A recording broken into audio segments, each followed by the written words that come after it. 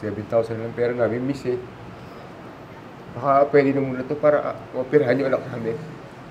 Pasensya na po, sir. 2 beses na po kasi kayong gumamit ng promissory. Parang awa mo na, miss. Kailangan na operahan yung anak namin eh. Maawa na kayo, miss. Maawa naman ang anak namin.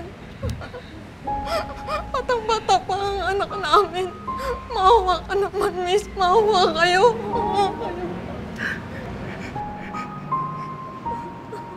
Maawa na kayo, miss. Miss lang. Baka pwede naman. Pag natapos po yung chemo ko, gusto ko pong makabalik ng eskwelahan. Nay, tay.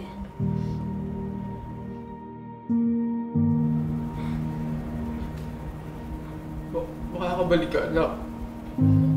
Makakawa ko sa iyan. Nagawa ko ng paraan.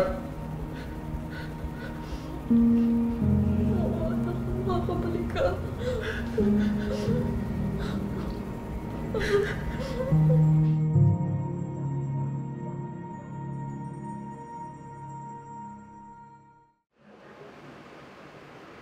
Kaya 20,000 na lahat ng iutang natin eh. Lahat ng kupare ko, nahiraman ko na. Kapos na kapos din ang kita natin sa pagtitinda ng isda.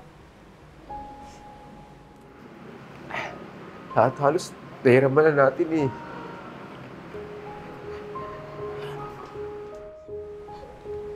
Peter, ayokong sukuan ang anak natin.